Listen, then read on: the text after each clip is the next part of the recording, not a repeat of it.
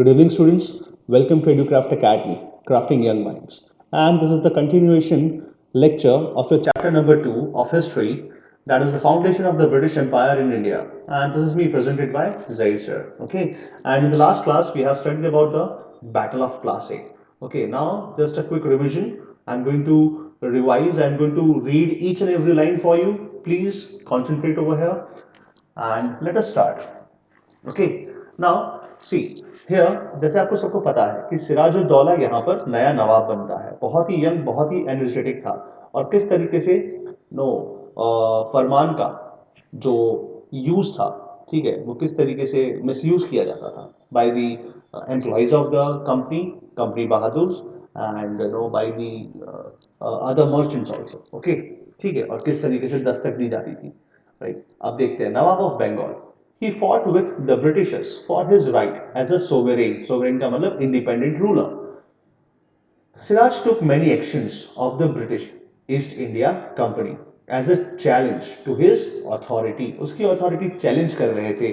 बहुत सारे British East India company के जो actions थे, जो उनके काम थे, वो कहीं ना कहीं सिराज की इंडिपेंडेंसी पे, या फिर कहेंगे इंडिपेंडेंट होने पर सोवरेनिटी पे, या फिर उसकी अथॉरिटी को चैलेंज कर रहे थे। And some of this actions are listed below. सबसे पहला क्या है? The company employees misuse the trade privileges granted to them by the Mughal rulers, that is Farrukhsiyar, ठीक है, फॉर पर्सनल गेन्स। अपने पर्सनल गेन्स के लिए वो लोग क्या कर रहे थे? They use this farman, the royal dictate, ठीक है, the royal farman as a misuse. वो अपने पर्सनल गेन्स के लिए यूज कर रहे थे, पर्सनली भी वो ट्रेड कर रहे थे कंपनी के नाम पर। This caused heavy loss of the custom duties to the Bengal government and also put Indian merchants at a disadvantage in comparison to the British counterparts. ठीक है, सॉरी। ओके, नाउ यहां पर क्या है? यहां पर लिखा है कि ब्रिटिश एम्प्लॉइज का फायदा हो रहा था, ठीक है, कंपनी का तो फायदा हो रहा था, लेकिन ब्रिटिश एम्प्लॉयज का फायदा हो रहा था। लेकिन लॉस किसका हो रहा था? लॉस हो रहा था कस्टम ड्यूटीज पे। किस पर? कस्टम ड्यूटीज पर। और यहाँ के जो लोकल मर्चेंट्स है, जो लोकल ट्रेडर्स है, उनके ऊपर। और आखिर में क्या होता है? ये लोकल मर्चेंट्स मिल जाते हैं इन ब्रिटिश एम्प्लॉयज से, बिकॉज ये ब्रिटिश एम्प्लॉयज क्या करते हैं? उसी फरमान का एक पार्ट है, दैट इज दस्तक, ठीक है, जो परमिशन देता था कम दामों पर ट्रेड करने के लिए, कम कस्टम ड्यूटी पर ट्रेड करने के लिए इन लोकल मर्चेंट्स को, राइट। तो ये चीजें हुई। अब देखिए क्या लिखा है। लिखा है Siraj ordered the company to pay taxes like the other Indian merchants. और सिराज ने ऑर्डर किया, क्या ऑर्डर किया? बोला, क्या बोला कि भाई साहब आप लोग भी अब क्या करेंगे? दूसरे इंडियन मर्चेंट्स की तरह, जो बंगाल में जो मर्चेंट्स है, जो कस्टम ड्यूटीज भर रहे हैं, उसी की तरह आप क्या करेंगे? पे करेंगे टैक्सेस। आप मतलब कौन? Company, that is British East India company, और we can say East English East India company. तो ये क्या बोलते हैं? बोले पागल हो गया है क्या? हम तो मुगल एम्परर से, ठीक है, मुगल एम्परर से हम क्या लाए हैं? हम लाए हैं रॉयल फरमान, और हम तुझे टैक्स नहीं देंगे, जा तुझसे जो होता है कर ले, ऐसा। अब देखिए सेकेंड स्टेप क्या होता है। सेकेंड स्टेप होता है, जो कंपनी के एक्शंस पढ़ रहे हैं हम लोग। The company started fortifying fort William, ठीक है, वहां पर मतलब उनकी जो फैक्ट्री सेटअप की थी, ठीक है, तो आसपास क्या करने लगे? आसपास ऊंची ऊंची दीवारें बनाने लगे, फोर्टिफाई करने लगे, मतलब किलाबंदी कहते हैं उसको। अब किलाबंदी क्यों करेंगे? क्यों किया था किलाबंदी? आपको पता है, क्योंकि यहां पर इंग्लिश और French, the English and the French, ठीक है, the English and the French, right? They both they both were rivals, ठीक, compete कर रहे थे, आपस में compete कर रहे थे। और इंग्लिश ने फोर्टिफिकेशन शुरू किया तो उनको देखकर फ्रेंच ने भी या फ्रेंच ने किलाबंदी शुरू की तो उनको देखकर इंग्लिश ने भी किलाबंदी अपनी शुरू कर दी, फोर्टिफिकेशन शुरू कर दिया, ठीक है, राइट। तो बस यही लिखा है। और the company started fortifying fort William without the approval of Siraj in anticipation to their battle with the French, who had a trading settlement कहाँ पर? चंदर नगर में। यहाँ पे चंदर नागौर है लेकिन चंदर नगर हम कहते हैं हिंदी में। When सिराज ऑर्डर्ड, जब सिराज इनको ऑर्डर करता है, बोले आप जो यहाँ पर दीवारें बना रहे हो ये मेरा इलाका है, ये मेरा बंगाल है, एंड ये बंगाल का नवाब मैं हूं, ठीक है? तो आप जो ये फोर्टिफिकेशंस कर रहे हो, जो दीवार बना रहे हो, या फिर जो आप किलाबंदी कर रहे हो, इसको अभी के अभी तुरंत रोका जाए।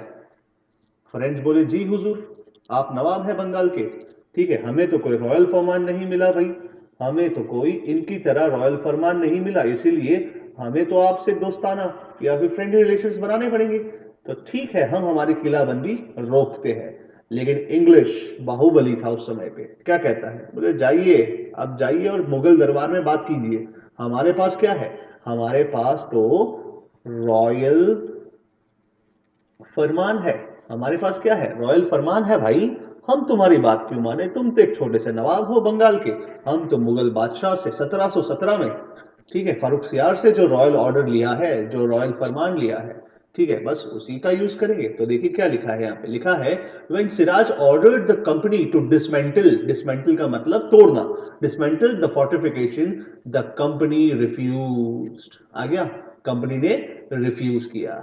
अब देखिए क्या लिखा है, लिखा है the East India company officials were said to be hatching a conspiracy with some members of the Siraj court. ठीक है, मतलब यहां पर क्या है, सिराज का जो दरबार था, सिराजुद्दौला का, ठीक है, जो कोर्ट था, कोर्ट का मतलब होता है दरबार, दरबार में सारे दरबारी बैठते हैं, उनके सारे के सारे कहेंगे फ्यूडल्स बैठते हैं, एम आई राइट? फ्यूडल्स राइट, दरबारी, ठीक है, तो दरबारी है या जो नोबल मैन है उनके कोर्ट में भी होते होंगे। तो इंग्लिश ने क्या किया, इंग्लिश ने, ठीक है, कुछ दरबारियों को मिलकर मिलाकर, मतलब कौन थे? जगत सेठ, ठीक है, माणिकचंद सेठ, माणिकचंद जो बैंकर थे उस समय पे, राइट, ऊंचे लोग ऊंची पसंद, माणिकचंद, राइट, ठीक है, तो ये सब लोग, ये सब और बहुत सारे दूसरे लोग थे, माणिकचंद है, फिर जगत सेठ है, या फिर कहेंगे कि अमीर चंद है, मैंने पिछले क्लास में इनको आपको नाम बताए थे, राइट। तो ये सारे के साथ जो समय में बैंकर हुआ करते थे, नो प्रोमिनेंट बिजनेसमैन हुआ करते थे उस समय के, एलिट क्लास वाले, एंड वन मोर फेलो, कौन था? मीर जाफर। ये कौन थे? ये तो सबसे बड़ा नाम है भाई बैक स्टैब में, ठीक है, कमांडर इन चीफ, धोखाधड़ी में तो इनका नाम पहले लिया जाएगा इतिहास में, मीर जाफर, ठीक है। और ये लोगों के साथ मिलकर इंग्लिश ने क्या किया? एक षड्यंत्र रचा। क्या रचा? षड्यंत्र, that is known as conspiracy. और कॉन्स्पिरेसी क्या थी? आपको पता है कि हमें सिराजुद्दौला को कैसे भी करके नवाब के पद से, जो नवाब का जो पोस्ट है उसको हटाना है, ठीक है। चलिए आगे देखते हैं, क्या पढ़ते हैं, क्या लिखा है यहाँ पे। The East India Company officials were said to be hatching a conspiracy with some members of the Siraj court to oust him. Oust का मतलब निकाल देना.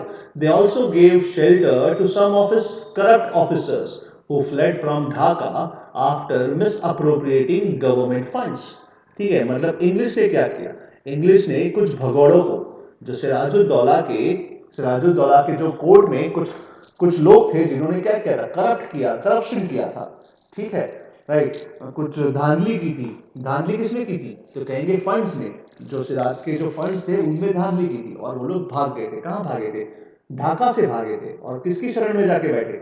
शरण में जाके बैठे इंग्लिश की। इंग्लिश ने उनको क्या किया? उनको शरण दी, ठीक है। तो सिराजुद्दौला को गुस्सा आएगा कि नहीं आएगा कि भाई मेरे दुश्मनों को आप क्या कर रहे हैं? आप शरण दे रहे हैं, मतलब आप भी मेरे दुश्मन हुए, ठीक है। अब यहां से शुरू होता है, और आपको पता है कि कासिम बाजार वाली घटना क्या थी? No, you know what is the incident that took place at Kasim Bazar, right. Qasim बाजार में जाके जब कंपनी रिफ्यूज करती है कि हम किलाबंदी नहीं तोड़ेंगे, तो सिराज अपनी आर्मी लेके कासिम बाजार पे हमला कर देता है और कुछ लोगों को बंदी बना लेता है। और फिर यहाँ पर क्या होती है? ब्लैक होल की घटना होती है। आपको पता है क्या था ब्लैक होल, है ना? ब्लैक होल ट्रेजेडी, ठीक है। चलिए अब आगे देखते क्या लिखा है। लिखा है despite frequent warnings, East India Company did not care about the orders of Siraj, ठीक है। Then to assert his authority, Siraj led his army against the British and captured Calcutta in June 1756. ठीक है, मतलब क्या है, यहीं पर इसी इसी दौरान ये ब्लैक होल की घटना होती है। ठीक है, and I hope you are familiar with the black hole tragedy, right? मैंने समझाया था ब्लैक होल ट्रेजेडी क्या है। Give me thumbs up, come on. Black hole tragedy पता है आपको क्या है? राइट, राइट बेटा? Yes, yes. Okay, okay. कुछ इंग्लिश सोल्जर्स को बंदी बनाकर एक बंद कमरे में रख दिया था और सुबह खोलकर देखा तो सारे के सारे मर गए थे, एका दुक्का लोग बचे थे। इससे फिर गुस्सा आता है और फिर क्या होता है, फिर जो है क्या होता है, क्लाइव आता है, द कनिंग जैकाल, राइट? है ना? प्रोनाउंसिएशन सही है, जैकॉल या जैकाल? ठीक है, कॉल, जैकॉल। ओके, ठीक है, चलिए अब आगे देखते हैं। उसके बाद next, However, Siraj could not keep Calcutta under his control for long. क्यों? Because Robert Clive, the Clive of India, इसको Clive of India कहा जाता है, पता नहीं क्यों, लेकिन Clive of India, ठीक है, Robert Clive, who emerged as a skillful military leader in the war against the French in the Carnatic, और मैंने आपको बताया था Carnatic wars हम डेप्थ में पढ़ेंगे, बाद में पढ़ेंगे, ठीक है, arrived in Bengal with a large force from Madras. Now where is Madras या मद्रास? तो मद्रास यहाँ पर है, तमिलनाडु का जो स्टेट है वहां पे उसका कैपिटल है चेन्नई। ठीक है, तो इसको कहते हैं मद्रास, उस समय पे इसको मद्रास कहा जाता था। और उसने क्या किया, he reconquered Calcutta in January 1757 and forced Siraj to restore trading privileges and the possessions of the East India Company। मतलब क्या होता है, सिराज को गुस्सा आता है तो सिराज क्या करता है, कलकत्ता पे हमला कर देता है। और फिर इसके बाद क्या होता है, रॉबर्ट क्लाइव आता है और रॉबर्ट क्लाइव क्या करता है, एक छोटी लड़ाई लड़ता है और कलकत्ता को वापस अपने कब्जे में ले लेता है और सिराज से ट्रीटी ऑफ अलीनगर साइन करवाता है। ठीक है, ये तो अभी समझना नहीं अलीनगर वगैरह, लेकिन ये समझ लीजिए, ठीक है, राइट। और उसके ये ट्रीटी के अंडर क्या होता है, सिराज को क्या करना पड़ता है, सिराज को जो ट्रेडिंग प्रिविलेजेस थे, जो रॉयल फरमान था, बोले कि ठीक है मैं भी मानता हूँ रॉयल फरमान, मेरी हार हुई है इसीलिए रॉयल फरमान आप ले सकते हैं, ट्रेडिंग प्रिविलेजेस मिला उसको। और जो भी उसने कब्जे में लिया था, जो भी मतलब एरिया था या जो भी था, बोला वो सब वापस दिया गया किसको, ईस्ट इंडिया कंपनी को। अब नेक्स्ट देखते हैं, अब आता है क्लाइव्स प्लान टू आउस्ट सिराज। ठीक है, इसीलिए ये क्या है, ये कनिंग जैकॉल है, ठीक है, शातिर भेड़िया, है ना, राइट। इसको ये नाम दिया गया, मैंने नाम नहीं दिया, ठीक है, दिस इज नॉट ये जहीर सर का कुछ नया इन्वेंट किया नहीं, हिस्ट्री में इसको सही में भेड़िया कहा गया है, शातिर, एकदम शातिर कहा गया है।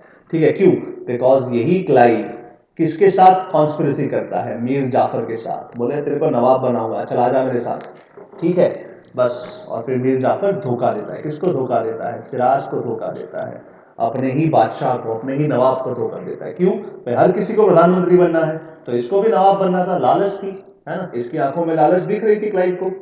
ठीक है, चलिए अब आगे देखते हैं। इसके बाद क्या लिखा है Robert Clive was not content with making Siraj accept certain conditions of the company। Clive यहीं पर नहीं रुका था कि भाई सिर्फ कुछ ट्रीटी साइन करने से मैं नहीं सेटिस्फाइड हूँ, क्या चाहिए, he wanted a नवाब, उसको ऐसा नवाब चाहिए who would act as a puppet। ठीक है, ये भाई साहब को क्या चाहिए, एक ऐसा नवाब चाहिए जो उसके हाथ की कठपुतली बन के रहे। लेकिन सिराज तो भाई बहुत ही नकचिड़ा था, मतलब क्या था, मतलब कि सिराज बहुत ही अहंकारी था, वो किसी के वश में या बस में आने वाली चीज नहीं था। ठीक है, राइट। और क्लाइव को पता था कि हमें अभी लंबा सरवाइव करना है, बंगाल में हमें राज करना है, तो भाई एक ऐसा यस मैन, है ना, पपेट को क्या कहते हैं, यस मैन कहते हैं। यस मैन का मतलब क्या, जो जी हुजूरी करे हमारी। ठीक है, ऐसा नवाब हमें चाहिए, राइट। ठीक है, तो ऐसा नवाब भाई मिल चुका है, कौन मिल चुका है, मीर जाफर। अब प्लान बनाइए, प्लान क्या बनाना है, सिराज को बाहर निकालना है, खदेड़ना है, उसको शायद मार देना है, और मारा भी गया था वो।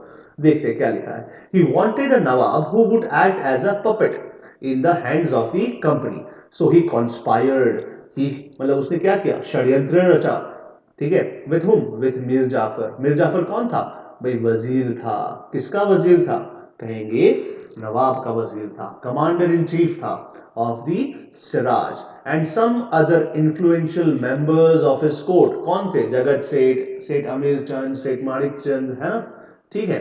टू ओवरथ्रो हुम, टू ओवरथ्रो सिराज, ठीक है। कंस्पायरेसी करी गई थी, एक षड्यंत्र रचा गया था कि भाई नवाब बहुत त्रास दे रहा है, ठीक है, नवाब बहुत परेशान कर रहा है, क्यों ना प्लान बनाए और नवाब को ही रास्ते से हटाया दिया जाए। बिकॉज क्लाइव के लिए Nawab Sirajuddaula was acting like what, a hurdle, और वी कैन से रास्ते का कांटा था इन शुद्ध हिंदी, राइट, ठीक है। अब देखते हैं आगे क्या लिखा है। लिखा है कि some influential members of his court to overthrow Siraj. Robert Clive promised to make Mir Jafar the Nawab of Bengal after the overthrow of Siraj.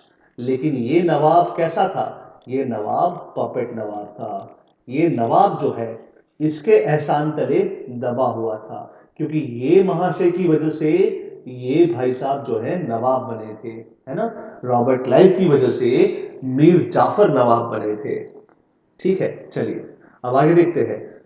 अब आगे देखते हैं इन रिटर्न, और बदले में क्या चाहिए था? In return Mir Jafar was supposed to grant more trade privileges to the company.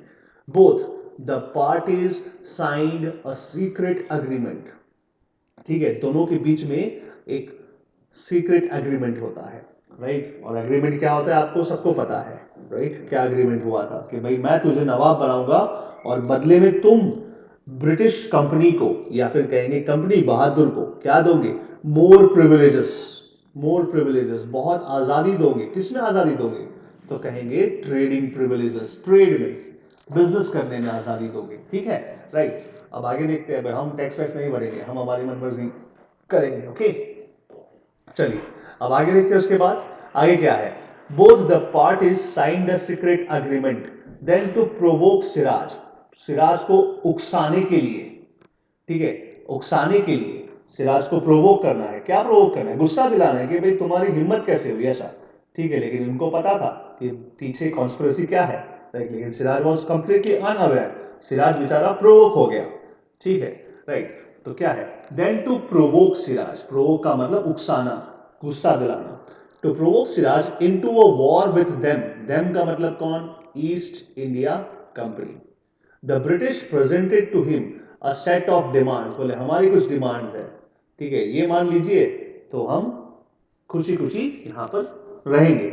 लेकिन ये जो डिमांड्स थी इसका मतलब क्या था पता है? इसका मतलब था कि सिराज जो है अपनी इंडिपेंडेंस या अपना जो सोवेरेंटी है वो खो देता, ठीक है।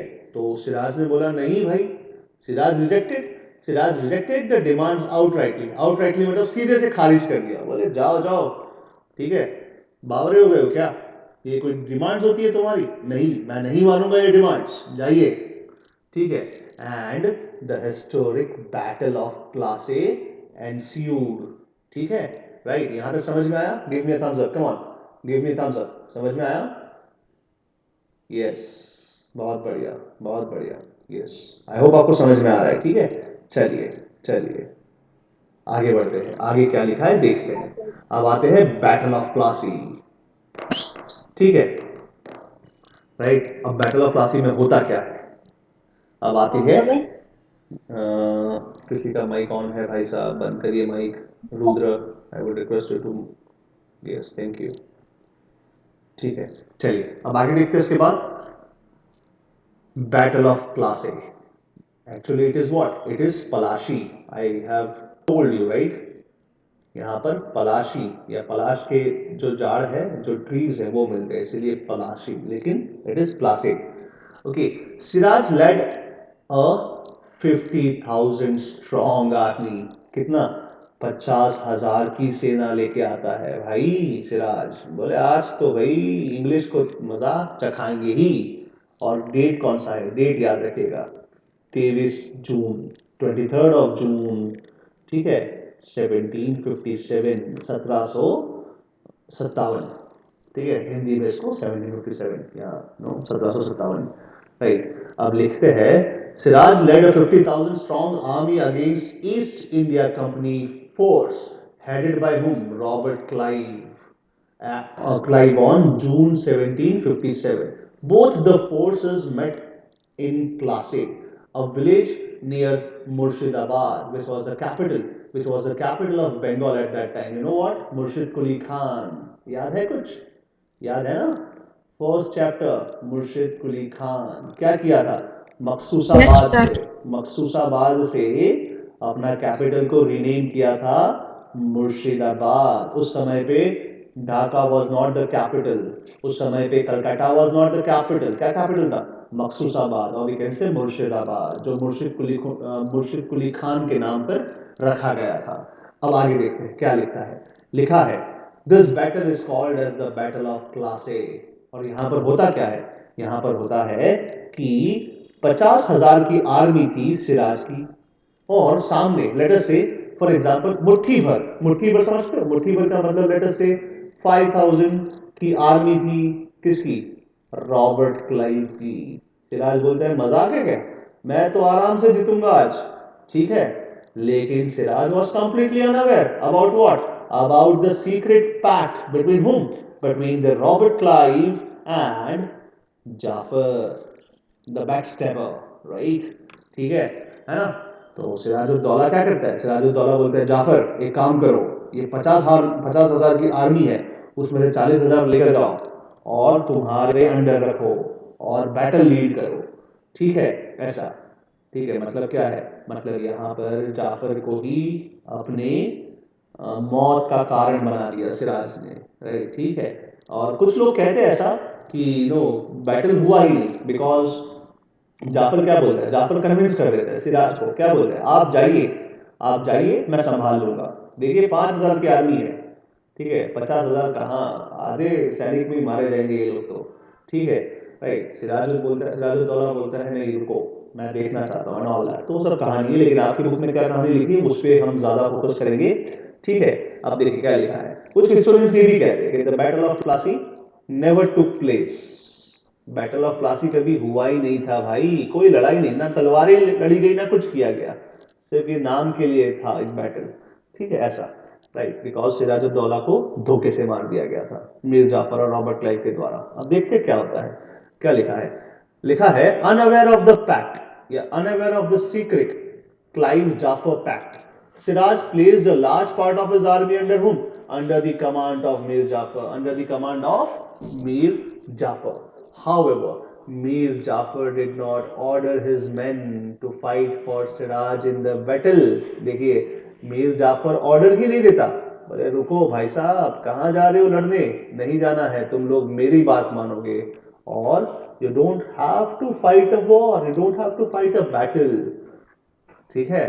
सिराज घबरा गया, सिराज बोला अरे बाप रे ये क्या हो गया, ठीक है, राइट? देखते क्या होता है। When Siraj understood their betrayal, betrayal का मतलब क्या? धोखा, बैकस्टैब, अपनी पीठ पर खंजर भोंकना, और खंजर किसने भोंका था? जाफर ने। किसकी किसकी पीठ पर? सिराज की पीठ पर, right? It was too late for him, बहुत देर हो चुकी थी, बिकॉज अब सिराज जो है घिर चुका था। किससे घिर चुका था? यहाँ से मीर जाफर की आर्मी, यहाँ से जाफर की आर्मी, यहाँ से क्लाइव की आर्मी, इसके कुछ पर्सनल बॉडीगार्ड्स होते होंगे, लेकिन वो लोग भी क्या कर पाएंगे, ठीक है, right? Though though he fled from the battlefield, Sirajuddaula भागता है, कहाँ भागता है? अपने कैपिटल की तरफ, बोले कुछ भी हो मुझे मेरा कैपिटल बचाना है, और कैपिटल का नाम क्या था? मुर्शिदाबाद बचाना है। लेकिन रास्ते में ही क्लाइव और उसकी आर्मी इसका पीछा करती है और इसको अरेस्ट करके मार देती है, ठीक है। बस यही लिखा है, क्या लिखा है? It was too late for him though he fled from the battlefield, he was arrested and put to death. वहीं पे मार दिया जाता है, ठीक है, वहीं पे मार दिया जाता है। समझ में आया? ओके, अब आगे देखिए क्या होता है, ठीक है, हाँ, राइट? अब देखते हैं आगे क्या होता है, right? Siraj ruled only for a little over a year, सिर्फ एक साल, मतलब ज्यादा से ज्यादा 1756 से 1757, had it not been for the betrayal by his own men, he would have checked the British ascendancy in India। देखिए बहुत इंपॉर्टेंट लाइन है। कहा गया है सिराज को एक बहुत ही महत्वपूर्ण स्थान दिया गया है यहाँ पर हमारी भारतीय इतिहास में। कहा गया है सिराज को कहा गया है कि अगर अगर उसके साथ ये षड्यंत्र नहीं रचा गया होता, ये धोखाधड़ी नहीं होती, तो वो आराम से ब्रिटिश को वहीं पर रोक देता और शायद शायद हमारा भारत जो है, ठीक है, वो कभी गुलाम नहीं बनता। It would not have been enslaved by the British.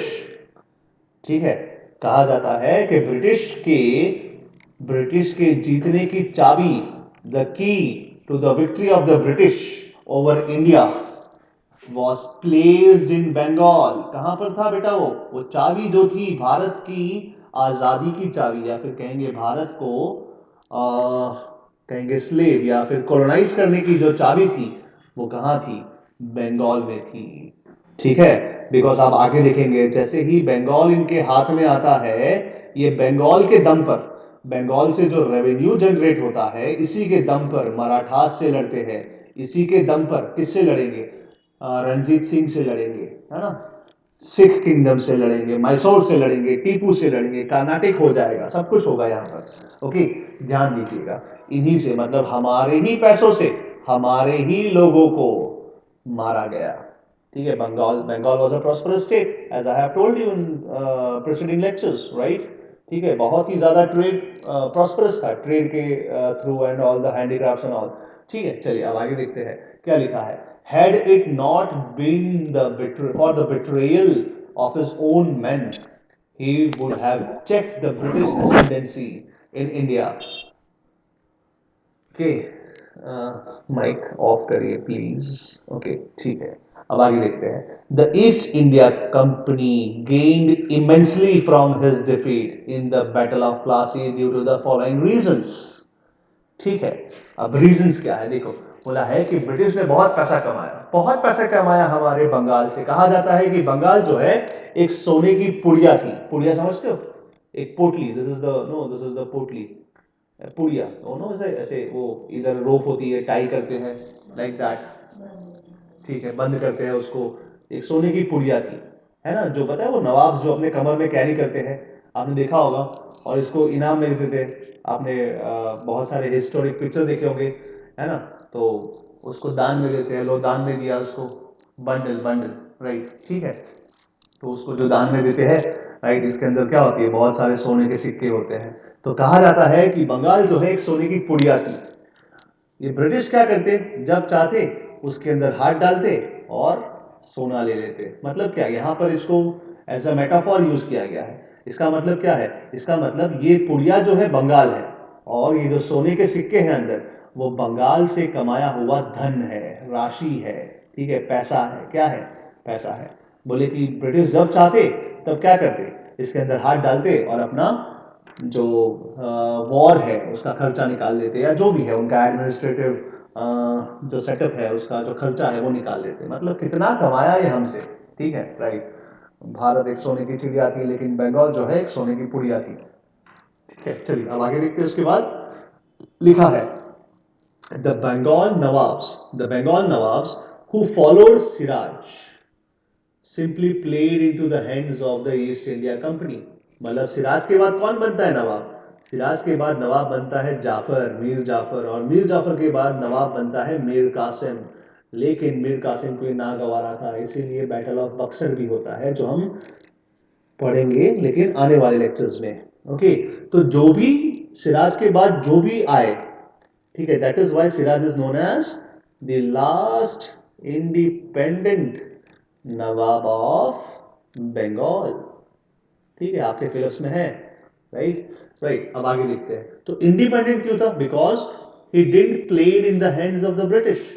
ये ब्रिटिश की कठपुतली नहीं था, इसीलिए he was the independent nawab, he was the independent nawab of Bengal. लेकिन इसके बाद जो आया, मीर जाफर आया, ठीक है, मीर कासिम आया, राइट। ये सब कौन थे? ये सब पपेट नवाब थे, यसमैन थे। किसके यसमैन थे? यसमैन थे ब्रिटिश के हाथों। ठीक है, चलिए अब आगे देखते हैं। उसके बाद क्या लिखा है? लिखा है the Bengal nawabs who followed Siraj simply played into the hands of what? Hands of the East India Company, using Nawabs as the puppets of the East India Company. Comment करो बिकॉज यहाँ पर मेरा थोड़ा दिक्कत है. कमेंट करो बेटा. सर कमेंट करो. I am waiting for your comment.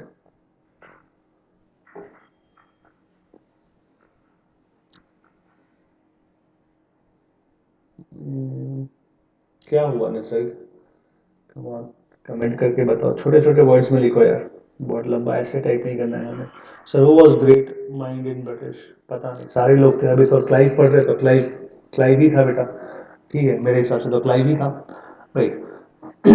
Bengal Nawabs who followed Siraj simply played into the hands of the East India Company. Now here, using Nawabs as puppets, the East India Company strengthened its hold over Bengal. ठीक है. ठीक है. क्या हुआ? Using Nawabs as puppets, क्या होता है? The East India Company strengthened its hold over Bengal. Eventually, the company emerged as a strong political power in India. ठीक है. तो यहाँ पर जो ब्रिटिश ईस्ट इंडिया कंपनी है वो अपनी जगह, अपनी स्थान बनाने में यहाँ पर सफल होती है. और वो क्या करती है?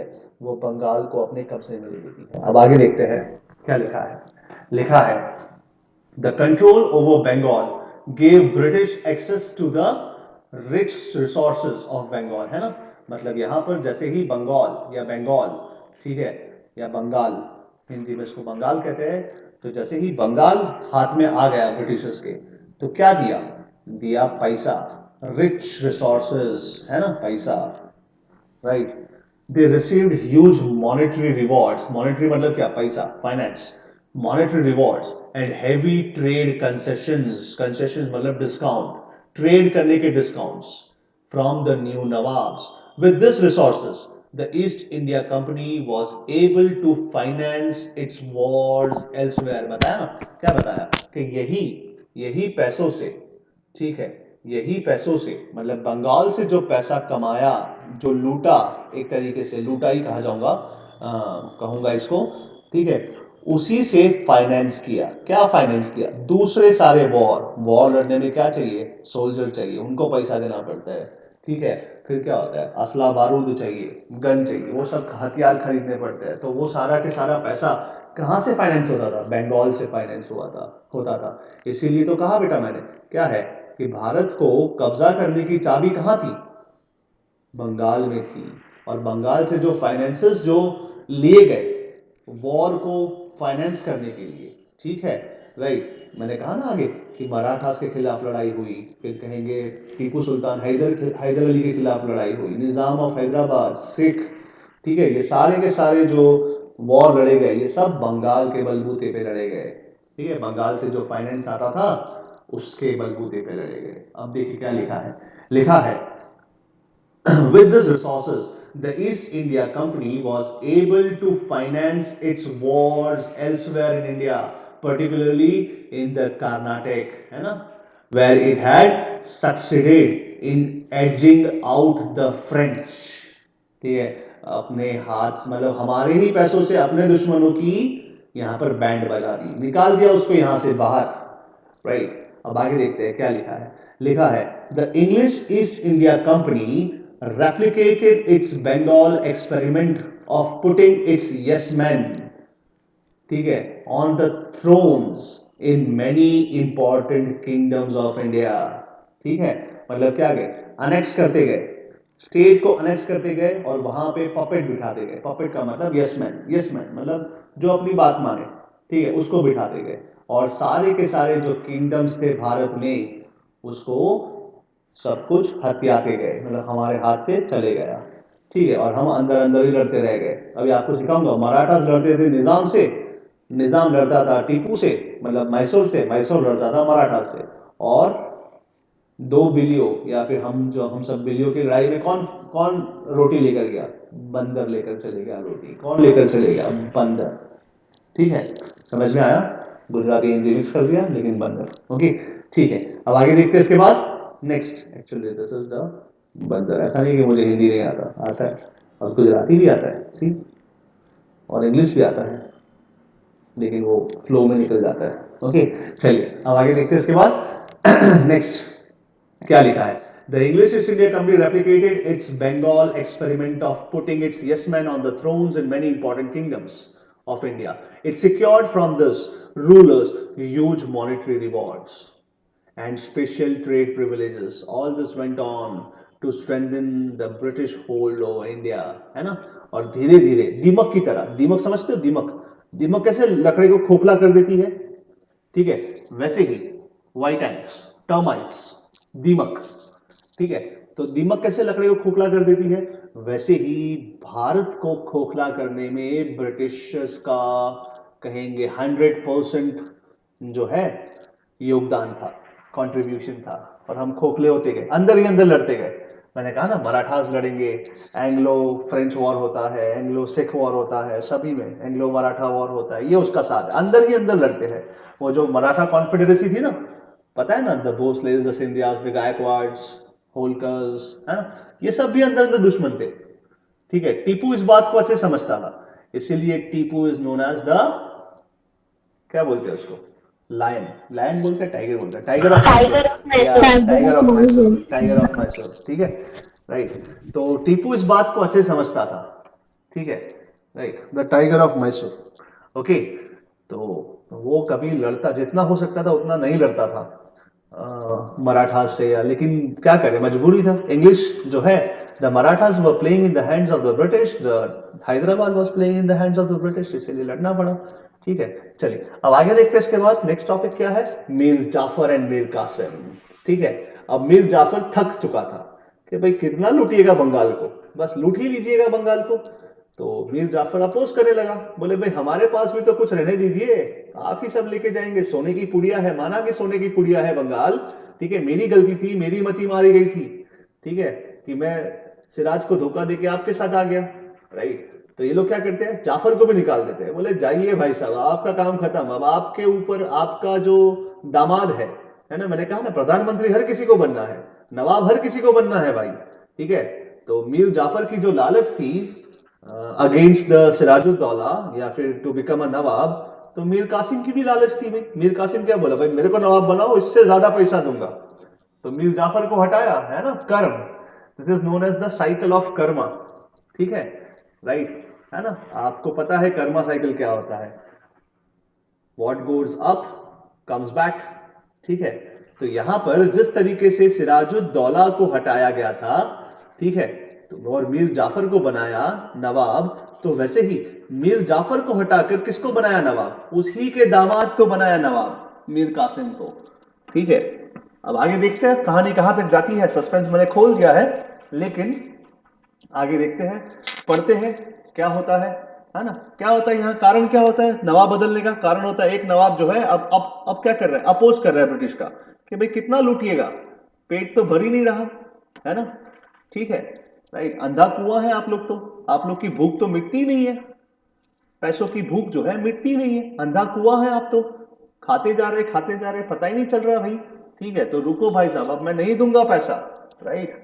तो बस नवाब, ब्रिटिश ने क्या बोला, भाई तुम नहीं दोगे पैसा, कोई और देगा, बहुत सारे लाइन में लगे हैं नवाब बनने के लिए, हमें तो क्या करना है, हमें तो बस एक वॉर करवाना है, हटाना है तुमको, दूसरे को लाना है, इस तरीके से। चलिए देखते हैं आगे क्या होता है, एंड पहले देखने से पहले बैटल ऑफ प्लासी का कुछ अंश बाकी है, ठीक है, वो समझाना है। आई होप आपको समझ में आ रहा है, समझ में आ रहा है बेटा, give me a thumbs up, समझ में आ रहा है, yes yes. Chris, at that time which language was used between British and the Mughals, बस वो इंग्लिश ट्रांसलेटर होता था बेटा, ठीक है, इंग्लिश ही था, और इंग्लिश अभी 100 साल से यहाँ रह रहे थे, तो भाई ब्रिटिश हिंदी सीख चुके थे Britishers, okay, right, Yes, sir. Okay, वो विद इंग्लिश एक्सेंट, मैं क्या कर रहा है तू, समथिंग लाइक दैट, ठीक है, ओके, चलिए, कम ऑन, अब आगे देखते हैं, मीर जाफर एंड मीर कासिम, राइट। हाँ, ये टॉपिक बाकी है, वो समझाता हूँ, एंड हार्डली 15 मिनट्स है, 10 मिनट्स है मेरे पास, आई नीड टू रश, कहानी बताने बताने में यहाँ पर सारा सिलेबस रह जाता है। चलिए, after the defeat of Siraj, after the defeat of Siraj, Mir Jafar became the Bengal, sorry, Nawab of Bengal, यहाँ पे बंगाल नवाब लिखा है, या फिर Nawab of Bengal, as per his secret pact with Robert Clive, he showered the East India Company with the following rewards and concessions. बोले आपने मुझे नवाब बनाया है, मुगैम्बो खुश हुआ, ठीक है, नवाब बनाया है आपने तो लीजिए, भर भर के पैसा लीजिए, क्या चाहिए, ठीक है। तो देखिए क्या लिखा है, लिखा है आज से कितने साल पहले, तकरीबन 300 साल पहले, 1757 की बात कर रहा हूं मैं, अभी क्या चल रहा है, 2000 चल रहा है, 2020 चल रहा है, तो ऑलमोस्ट 250 या 70 मतलब 270 ईयर्स या राउंड ऑफ कर लो तो 300 साल पहले, तो 300 साल पहले क्या लिखा है, लिखा है the East India company and it's official were paid a huge sum of ₹3 crore. Oh my God, तीन करोड़ रुपया 300 साल पहले। मुझे आज कोई 3 करोड़ रुपया दे देना तो मैं चले जाऊं गंगा नहाने, ठीक है। तो सोचिए क्या लिखा है, the East India company and it's official were paid a huge sum of 3 crore rupees and Robert Clive alone, Clive को अकेले ही कितना दिया भाई, 20 लाख रुपया दिया, कितना, 20 लाख, 300 साल पहले। सोचिए अगर आज भी 20 लाख देता है ना तो मतलब फिर भी मैं गंगा नहाने चले जाऊंगा, ठीक है। 3 करोड़ से मैं सेटिस्फाइड हो जाऊंगा, लेकिन 20 लाख से ज्यादा सेटिस्फाइड हो जाऊंगा, because 3 crore is not the sum that I could handle, ठीक है। चलिए अब आगे देखते हैं इसके बाद। The East India Company was granted the right of free trade. क्या है फ्री ट्रेड, भाई करो ट्रेड, जितना करना है करो, कोई टोल टैक्स नहीं, कोई टैक्स नहीं आपके लिए, चाहिए अब आप हमारे राज में है, किसके राज में है, राज में है जाफर के, ये हमारा बंगाल है भाई, ठीक है। तो देखिए दीवानी राइट्स दिए गए, एक्चुअली दीवानी राइट्स कहीं लिखा होता है, लेकिन आप समझ लीजिए free trading rights in Bengal, Bihar and Orissa. उस समय पे ये जो बंगाल, बिहार और उड़ीसा है वो बंगाल का ही पार्ट हुआ करता था। आज का जो बांग्लादेश है, आज का जो उड़ीसा है, आज का जो बंगाल है, वेस्ट बंगाल या फिर कहेंगे बिहार है, ये सारा के असम भी जो है ये पूरा क्या हुआ करता था, बंगाल किंगडम हुआ करता था। मैंने कहा ना किंगडम्स थे, rise of independent kingdoms, this one. अब आगे देखते हैं क्या लिखा है, लिखा है the zamindari, the zamindari of a large area near Calcutta, जिसको आज भी 24 परगना कहते हैं। वेस्ट बंगाल में आज भी ये डिस्ट्रिक्ट है 24 परगनास, ठीक है, आज भी 2020 में भी है, तो उस समय भी था, आज था तो उस समय पे होगा ही, right. Was given to East India company, बोले जमींदार है आज आपसे, ठीक है, मतलब क्या है, मतलब थे कौन, थे ब्रिटिश पासपोर्ट होल्डर्स, है ना, ब्रिटिश पासपोर्ट था इनके पास, भारत में आके क्या बन गए, जमींदार बन गए। बोलिए इससे अच्छा किसका लक होगा, राइट, है ना। इसीलिए देखिए क्या है, क्लाइव ऑफ इंडिया, समझ में आया, क्लाइव वॉज द शातिर भेड़िया, ओके, ठीक है। चलिए अब नेक्स्ट देखते हैं, उसके बाद नेक्स्ट जो है, Mir Jafar ruled Bengal as a puppet of East India Company, ठीक है। He had he had he had no actual power to exercise, उसके पास कोई पावर नहीं था, नाम का नवाब थे भाई, नाम के नवाब है, ठीक है, नवाब है, राइट। और आपको पता है नवाब किसको कहा जाता है, the British used their influence over him, the British used their influence over him to plunder Bengal. Plunder मतलब क्या, प्लंडर का मतलब क्या होता है, कब्जा करना, लूटना, उसको प्लंडर कहते हैं। तो ब्रिटिश ने क्या किया, ब्रिटिश ने उसको यूज किया, कैसे यूज किया भाई, बस यसमैन है हमारा, मैंने कहा ना सोने की पुड़िया है, हाथ डालो निकालो पैसा ही पैसा है, ठीक है। अब आगे देखो क्या लिखते हैं, यहां से इंपॉर्टेंट है, but their demands kept growing, अंधा कुआं है भाई, इनकी जो भूख है, पैसों की भूख जो है, अंधा कुआं है, राइट। तो क्या लिखा है, but their demands kept growing which Mir Jafar failed to meet, ठीक है, मीर जाफर बोला नहीं है भाई इतना पैसा नहीं है। अल्टीमेटली क्या किया ब्रिटिश ने, British replaced him with his son-in-law Mir Kasim. समझ में आया, आया समझ में, give me a thumbs up, कैसे मीर कासिम बनता है, समझ में आया ना बेटा, बहुत बढ़िया बहुत बढ़िया बहुत बढ़िया, ठीक है। कहानी कहानी मजेदार है ना, कहानी मजेदार है ना भाई, यस सर। याद रहना चाहिए, हाँ याद रहना चाहिए, सिर्फ मजे के लिए हम नहीं पढ़ रहे, हमें हिस्ट्री भी जानना है, ओके, ठीक है। चलिए अब आगे देखेंगे नेक्स्ट क्लास में क्या होता है। नेक्स्ट क्लास में जो दस्तक की बात कर रहा था वो यहां पर है, ठीक है, राइट।